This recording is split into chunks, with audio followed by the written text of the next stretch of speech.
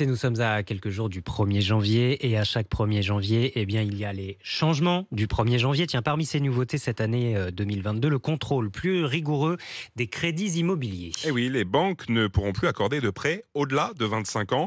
Le rapport entre les revenus mensuels et les charges sera lui aussi davantage limité. Concrètement, qu'est-ce que cela change pour vous, consommateurs? Loïc Ebache est allé se renseigner à Marseille. Se voir accorder un prêt immobilier sur plus de 25 ans deviendra quasiment impossible.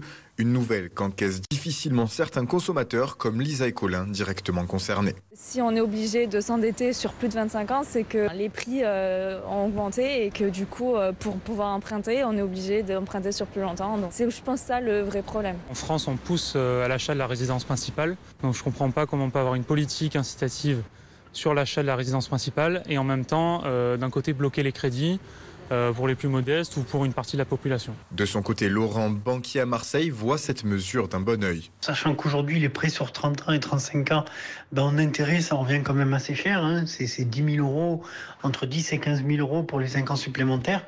Donc pour moi, c'est pas foncièrement une mauvaise chose. Ce qui est plus embêtant, c'est le prix de l'immobilier. L'autre changement concerne le taux d'endettement. Auparavant limité à 33%, il passe désormais à 35%, mais prend en compte le coût de l'assurance emprunteur, de quoi handicaper certains consommateurs, comme ceux atteints d'une maladie longue durée, par exemple.